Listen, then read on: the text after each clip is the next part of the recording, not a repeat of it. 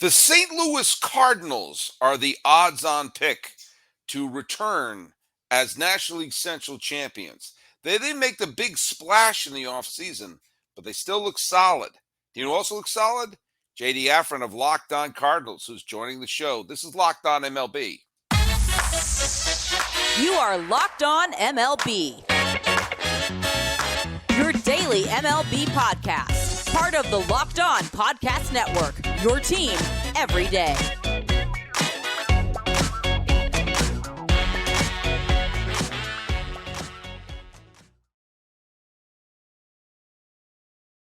Hello, baseball fans. Welcome to Locked On MLB, part of the Locked On Podcast Network, where it's your team every day.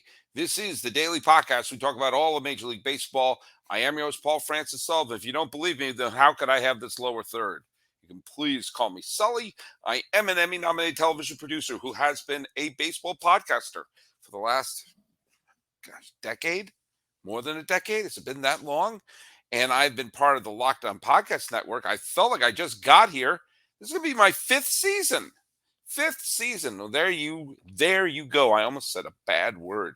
Then how could we sell our FanDuel if I did that? Hey, you can follow the show at Locked On MLB Pods on Twitter and on Instagram. I'm your pal Sully. I'm at Sully Baseball on Twitter, Sully Baseball Podcast on Instagram. Be sure to subscribe to us wherever you get your podcasts and to YouTube, or tell your smart device to play podcast Locked On MLB, or check out some of the other great shows on the Locked On Podcast Network, including Let's Pick One completely at random. Oh, how about Locked On Cardinals with JD Hafron, who by complete coincidence is in our waiting room.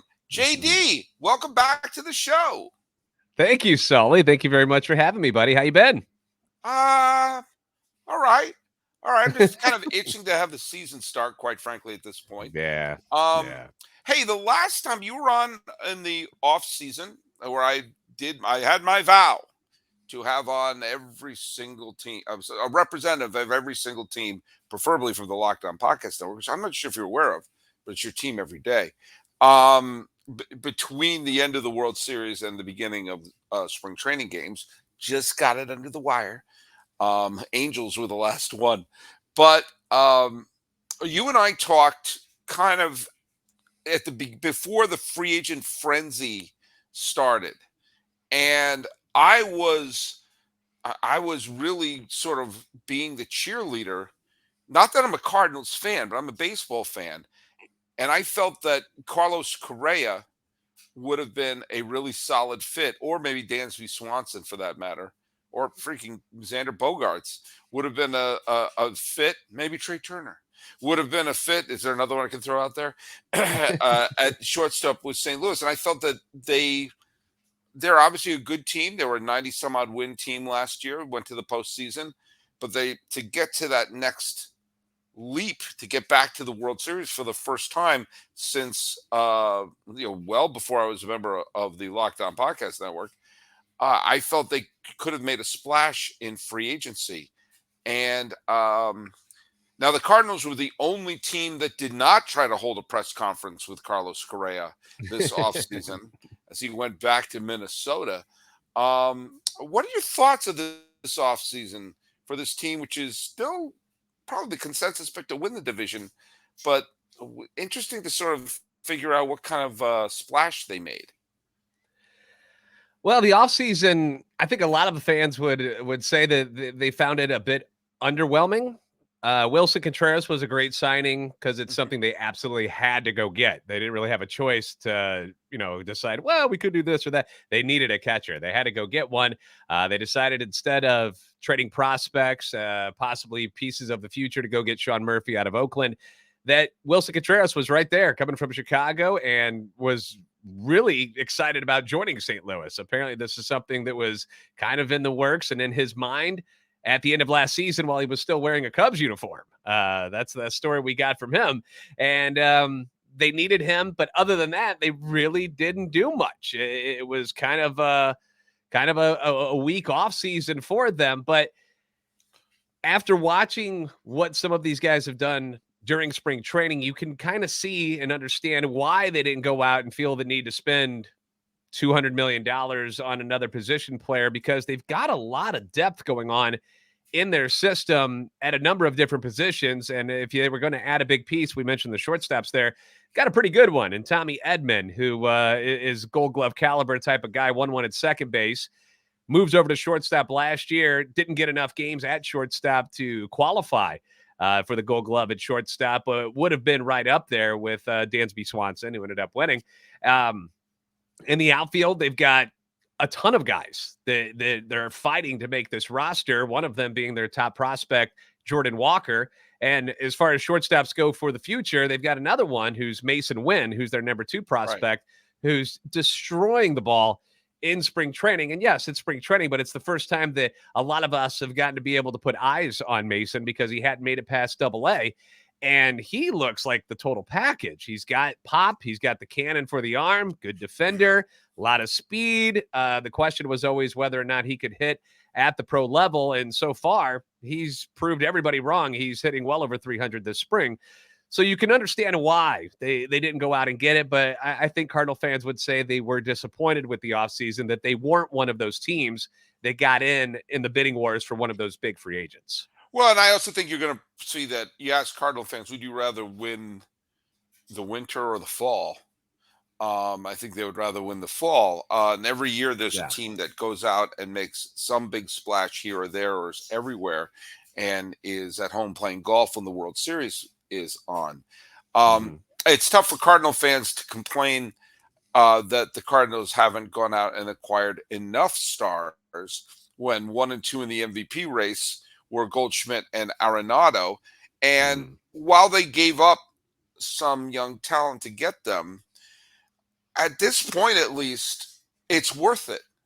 You know, they haven't seen, there hasn't been the proverbial Ryan Sandberg tossed in this trade yet. Again, it's early. Some of them could develop and could blossom, but to have a 1-2 punch of Goldschmidt and Arenado, you know, or at least relatively recently acquired and inserted onto this team, I think that allows them to bring in the Newt Bars and the Carlsons and you know, experiment with Edman at shortstop and trying to see what, you know. Now is Donovan hurt? Is Brendan Donovan injured at this point, or am I mixing up young talented middle infielders in my head?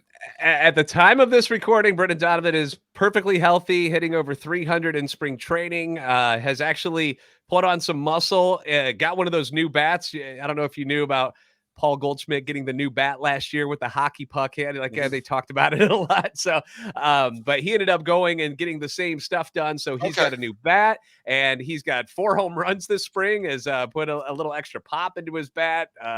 He's had a heck of a spring so far, and he's penciled in to be your everyday second baseman at the moment. But, you know, he can play second, short, outfield. He can play everywhere except catcher and pitcher, as far as we know. All right, I have to tell you what happened here. I confused him for a second with the young shortstop or the young infielder with the Pirates, whose name is escaping me right now. God, what the heck is his name? The shortstop? Yeah, was it O'Neal Cruz? Not O'Neal Cruz. You know what? Just gives you an idea of how well I'm. Now, there's a player on the Pirates who got hurt, and our dear friend Ethan Smith was panicking.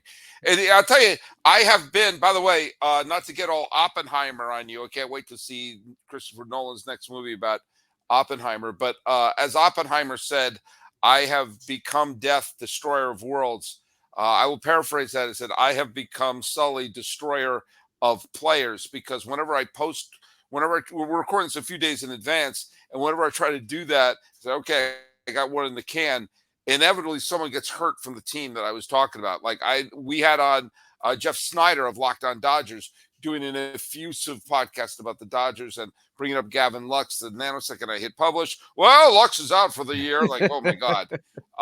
Okay, sorry, my bad. And then the same thing happened. Ryan Finkelstein and I did a great thing about the Mets, how good they look, and Edwin Diaz is hurt. So I'm covering my bases here, and I may have to do a little bit of editing. JD, tough news for the Cardinals.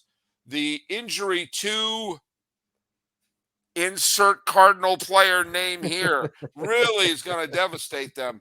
Who do you think they're going to have to acquire to fill the hole at insert position here? Oh, man, no one saw that injury coming. Okay, if something happens, I can just edit it in, and we can just not miss a step here. Now we're safe and covered. Hopefully nothing does happen, because that's been one thing about this spring. The Cardinals have stayed relatively healthy. The only guy that's really dealt with an injury that could be somebody that's on the roster, I guess two guys, has been Dylan Carlson, who you mentioned, has had some arm fatigue, nothing major. And then Paul DeYoung, who's had arm fatigue and some back issues, but he's kind of like the last guy on the bench now. So if they can get through all of that, and those are the only injuries they got to worry about, then I'll think they'll take it.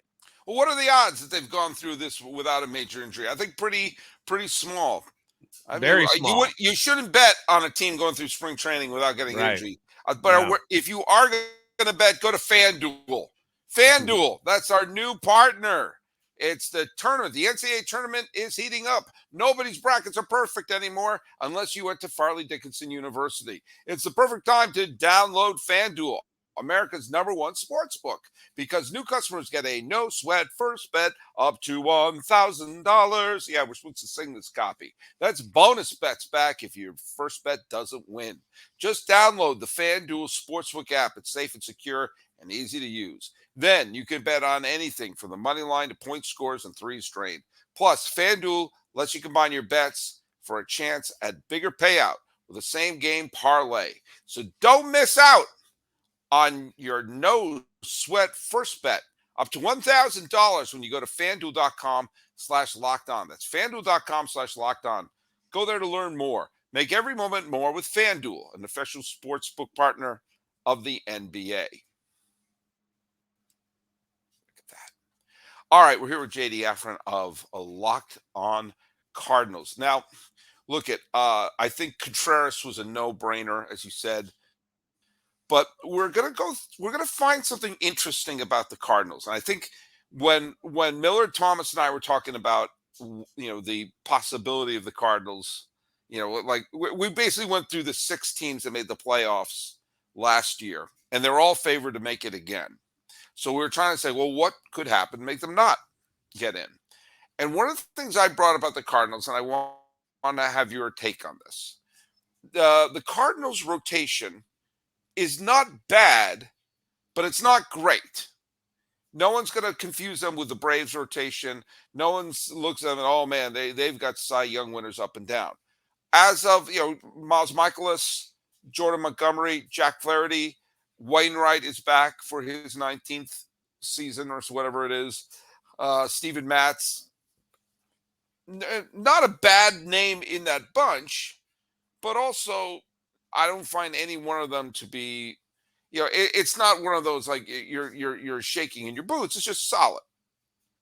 Now, without Molina there, and Molina's was there for a long time and had a revolving door of pitchers, and sometimes unlikely pitchers had really, really big years under the tutelage of Molina. I think this is a watershed year for the Cardinals to move on from Yadier Molina and to just assume that whichever pitcher they put up there is going to do well, because you don't have one of the Molinas catching the ball. Obviously, they went from one World Series winning family to another World Series winning family with the Contrerases. But it's going to be interesting, I think, to see the pitching staff make the transition with Molina no longer there, to see how their depth is going to hold out. What are your thoughts on that? I would agree. The one thing that we've said about the rotation, and you named all those names, is it seems like a lot of 3s and 4s as opposed to aces and number 2s. A lot of good pitchers, but like you said, nobody that really scares you, which is something that I'm nervous about when it comes to playoff time, because you get into these situations where you need a pitcher to take a game for you. And we haven't really seen that happen in St. Louis since the great days of Chris Carpenter. When he was doing that, he was somebody who could go out and shut a team down for 9 innings and get you the win, where none of the guys that are in the current rotation are capable of doing that. We haven't seen it from any of them ever, especially Waino at his age. Michaelis is arguably your best pitcher there. A little bit underrated, in my opinion, because if you go look at his numbers, you look at his win-loss record, and nothing stands out to you. You're like, ugh. But does it matter really? No. I ignore win-loss record. Yeah, I feel the same way. It doesn't really become that relevant anymore. You look at the other things that go on, the analytics and what he's doing, and he's a pretty darn good pitcher. But again, nobody's going like, oh, man, we got to face Miles Michaelis today. I don't think anybody is saying that. Ever. By the way, I think beyond, I mean, you brought up, looking at like the analytics. I think even for those people, there are a lot of people who don't care about the analytics. They really don't. And who are much more interested in like traditional stats. And I don't poo-poo them because they're like, I don't care. I'm not building a fantasy baseball team. I'm care. Did they win or do they lose? Don't look at the win-loss record. I care if they win or they lose. The win-loss record now tells you virtually nothing. And what I wish they would do, instead of posting the win-loss record when you see the probable starters, is just using just pure traditional stats, show what an average start would be. The average start is this number of innings, this number of earned runs, this number of hits, walks, strikeouts, just a regular line. This is what an average start for him would be. I did that maybe the previous off season, where there was a bunch of years where the Cy Young, especially in the 80s and 90s, where win-loss record was all anyone looked at. And like the year that Oral Hershiser won the Cy Young Award in 88, and the season before and afterwards, he was a 500 pitcher. If you looked at his average start, those 3 years were virtually identical. But in 87 and 89, the Dodgers didn't hit for him.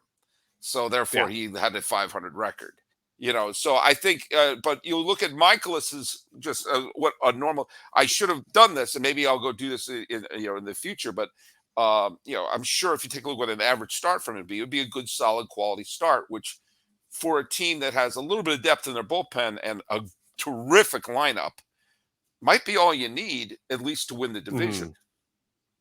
Yeah, and that's something that stands out about Miles Michaelis' stats. If you want to go, you mentioned the word quality starts.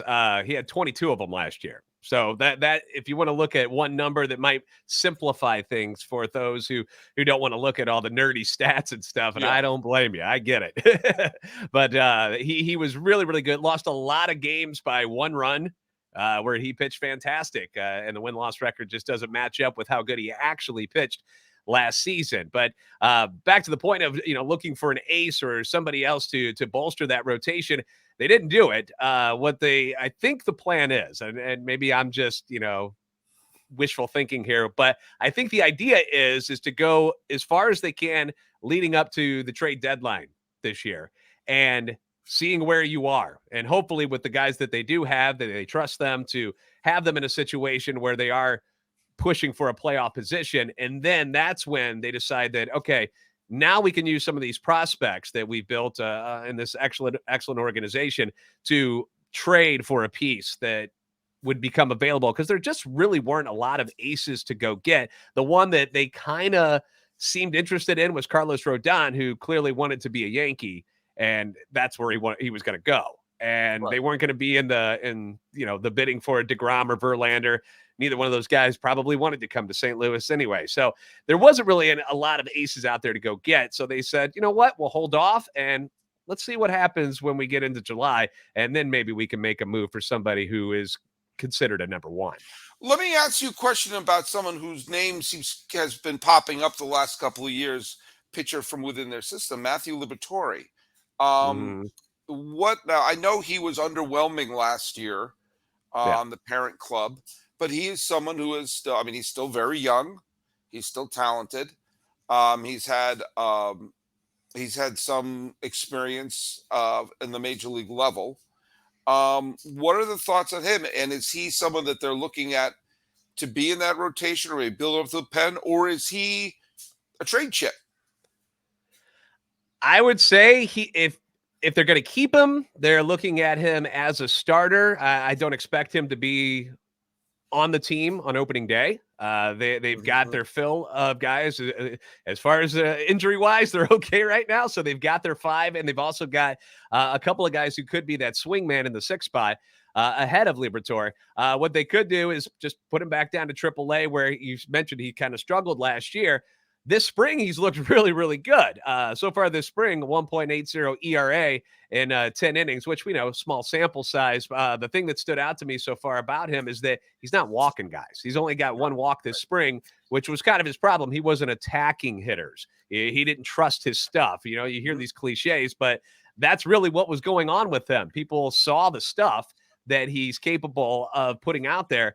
He just wasn't throwing strikes enough. And now that he is, he's looked really good this spring. But I would think he'd be back at Memphis for a AAA at the start of the season. And then if he needs to be a part of a trade later on, I don't think they're like in love with him where he's one of those untouchables. He's not Jordan Walker. He's not Mason Wynn. Right. I think they're more than happy if that's what it takes to get a number 1 when they need him at that trade deadline, that he'd be somebody that they'd be more than happy to move on from. But at the same time, if they're keeping him, I think he's somebody they look as part of the rotation next year, because going into next year, they've only got 1 guy under contract. So they're going to need somebody to throw the ball. Yeah. I mean, look, it's tough to be a GM for a team like this. We all know that you're trying to piece together. I mean, there's like, you have the Cardinals must be a really challenging team to be a general manager for, because they do have a window of opportunity that's now. You don't acquire Arenado and Goldschmidt to say, those are a couple of years down the line. No, they're MVPs now, or MVP candidates now. Goldschmidt won. I probably would have given it to Arenado, but I mean, by the end of the year, it was a coin toss between the two of them. It wasn't like, Goldschmidt, what are you talking about? Right. But you don't have those guys under contract in their prime right now and thinking about 2024, 2025.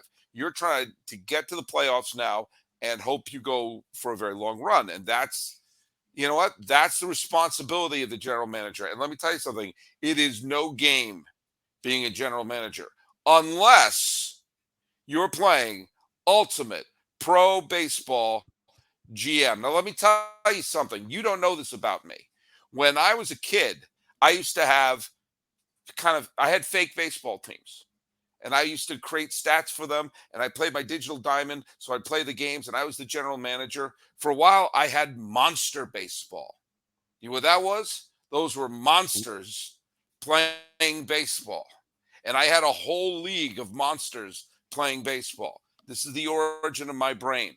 Later, my brother and I would play Hardball 1, and we would play and keep stats. We had a scorebook, and we would be keeping track of each other. Then I had my whole league where I knew every team and everywhere and all the major league teams, but I also put a team in Bridgeport, Connecticut, the home of my mom and dad.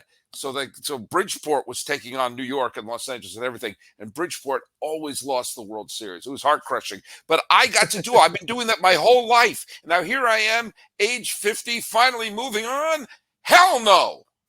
I am all into the ultimate baseball GM. And in the game, I have my new team, which are the Honolulu Waves. That's right. I've gone from Bridgeport, Connecticut to Honolulu. Am I going to put monsters on the team? I don't know. I'm trying to draft them. But guess what? You can manage every aspect of your team. Play through the season. Lead your team to glory. You got to hire the right coaches, staffs, scouting, find monsters, draft players, manage the difficulty of personalities. Some of them are monsters. And navigating your franchise through free agency and the ups and downs of the regular season. All this in a challenging, realistic game world. Ultimate Baseball GM is completely free and playable online. Play as you go, play outside, play in the John, play when you're supposed to be working, wherever you want. Locked On MLB listeners get a 100% free boost to their franchise when using the promo Locked On in the game store. So make sure to check it out. To download the game, just visit probaseballgm.com. Easy for you to say. Scan the code or look it up at the app stores. I can't do all the work for you. That's probaseballgm.com. Ultimate Baseball GM. Start your baseball dynasty today and go Honolulu Waves. Welcome to Locked On Honolulu Waves. We're here with JD Hafron of Locked On Cardinals. Now, when the Cardinals are going to play the Honolulu Waves, do you think that it's going to be as intense? And do you think that the rivalry that the Cardinals have with Bridgeport matches those classic days when they were playing monster baseball? I'm sorry, I'm not well. It's going to be tough. It's going to be tough for a good rivalry with Honolulu because of the amount of, flights, the time in a flight to get back and forth. It's got to be rough on those guys and the Waves, man. Think of the flight from Bridgeport, Connecticut to Honolulu, especially in an airplane full of monsters. That's a rough flight. It's a rough flight, yeah. Godzilla's sitting there with his feet up. I was obsessed with two things as a kid: baseball and Japanese monster movies. And I merged them like Brundlefly. I merged them into one thing, which is monster baseball. Which, God, I made monster baseball cards, which were like monsters, but like sliding and jumping up in the air. Yeah. What happened to them all? Mom throw them out? What happened?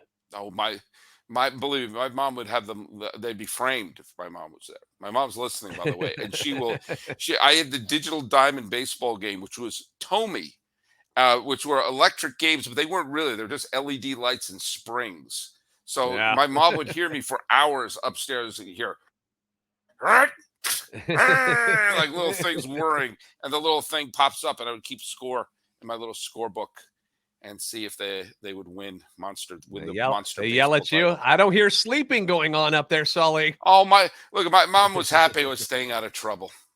That's another. I will acknowledge the World Baseball Classic once they allow monster baseball in there. All right, that would be a huge ratings get right there, guaranteed. All right, welcome to Locked On Monster Baseball. We're here with JD Hafron of Locked On Cardinals. Talk about playing the Bridgeport Sound. That was the name of the team in Bridgeport, the Sound. Oh, okay. Because they were on the Long Island Sound. It made sense to me. Mm-hmm. Not everything makes sense, but that one made sense to me. JD, what's your biggest worry about the Cardinals going into the 2023 season? Because their biggest obstacle for the division has to be Milwaukee, because the Cubs aren't there yet. And the Reds aren't there yet. And while I think the Pirates are a little bit better than they were last year, big leap there, but they're not. I don't think they're going to lose 100 games.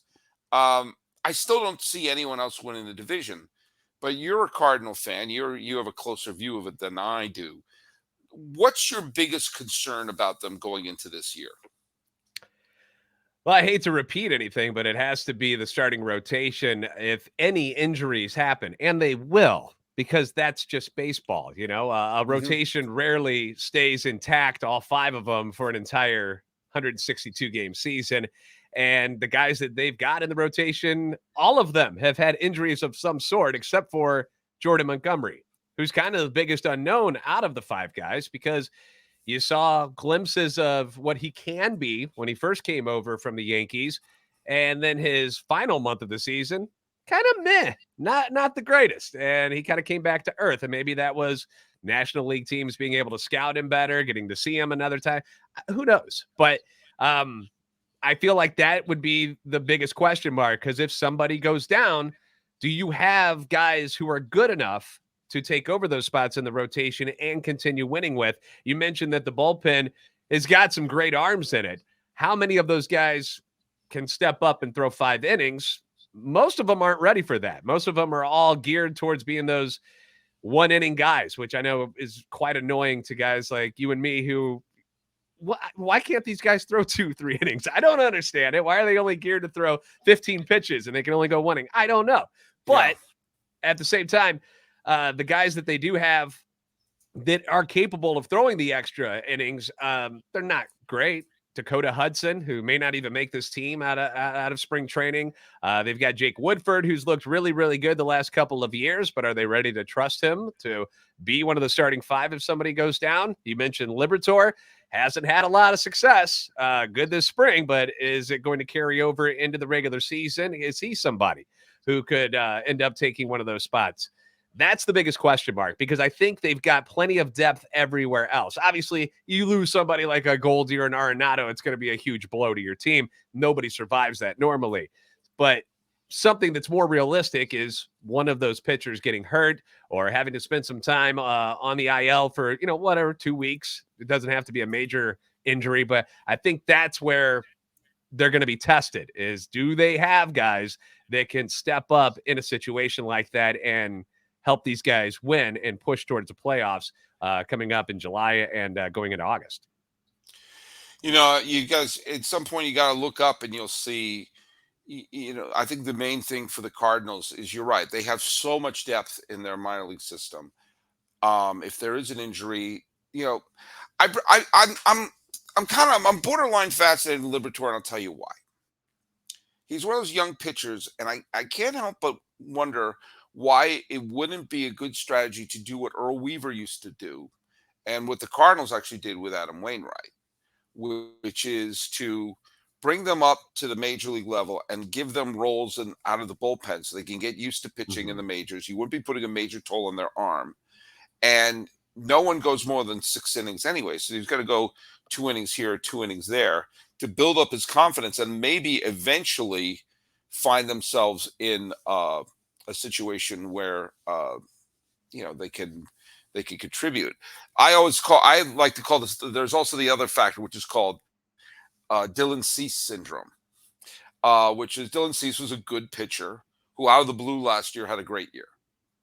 That there's enough guys on the Cardinals that I look at and go like, okay, this guy's okay. He's not bad. But every year there's someone. Cease, a couple of years ago, was former Cardinal Lance Lynn, also with Chicago. Like, is he going to win the Cy Young Award? He didn't, but he had a year where at least it was saying that out loud didn't get you committed to an insane asylum. Sure. I think there's enough pitchers on this team, and I think this is going to go a lot towards Contreras, who are good pitchers that may have, you got to hope that 1 or 2 of them have a career year. And let's face it, there's a plethora of outfielders on the team. There's the kid Herrera, who is the catcher, who is now blocked by Contreras. You could put together, if there is a quality pitcher out there, I'm like I don't know. I mean, I think Marcus Stroman is going to be a free agent. You got to just sort of pick the carcass of a team that stinks. Yeah. And say, you've got a major leaguer there. How do you like Herrera to be your catcher of the future? Yeah. I mean, that's really, you got to, they should change their name this year from the St. Louis Cardinals to the St. Louis Vultures, because that's what they should be doing. They should, because I'm sorry, the window of opportunity is right now. You can't go trade away all the players they got for Arenado and Goldschmidt and be, we're going to win a few divisions and maybe no, you got to try to make a great run for it. And I think one of the things we've seen especially with the last 162 game seasons, not counting the COVID year, the Nats had tremendous pitching depth up and down. The Braves had mind-boggling depth in their bullpen. The Astros pitching depth was just through the roof. That seems to be, if you want to make a big run at it, making sure there's always a good, solid major leaguer on the mound chucking it seems to be the key. Yeah, and one of the things that was brought up a lot in this offseason was the one guy that they did trust in the playoffs against the Phillies, who threw in game 1 and was outstanding. They let him walk. Jose Quintana. They didn't even try to bring him back. He goes to the Mets and has that unfortunate rib thing going on. And, we feel bad for Q because he was outstanding with the Cardinals, but that's how much they believe in the guys that they have. They think they've got enough to get them through.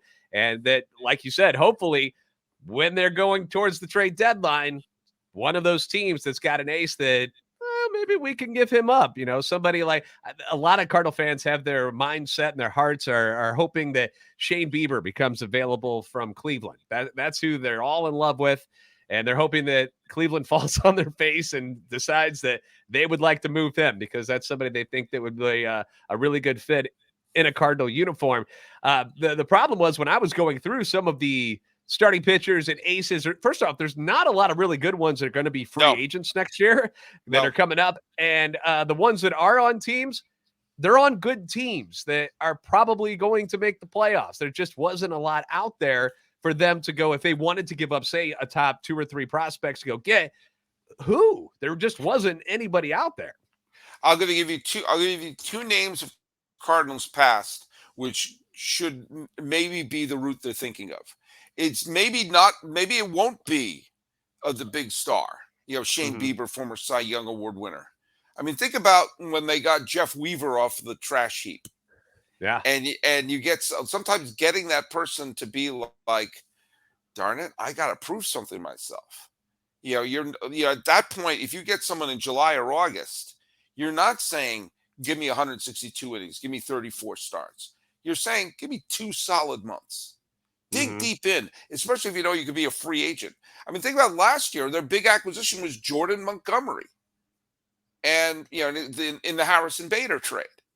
And, I mean, Jordan Montgomery was a good pitcher for New York last year, but nobody was reserving room in Monument Park for the Jordan Montgomery plaque to go up. And the Yankees were looking for pitching, and they gave up pitching to go get Bader, which was... It never made sense to me. No, that deal was that was I don't know what was happening in that. But the fact of the matter is, I think the Cardinals are going to.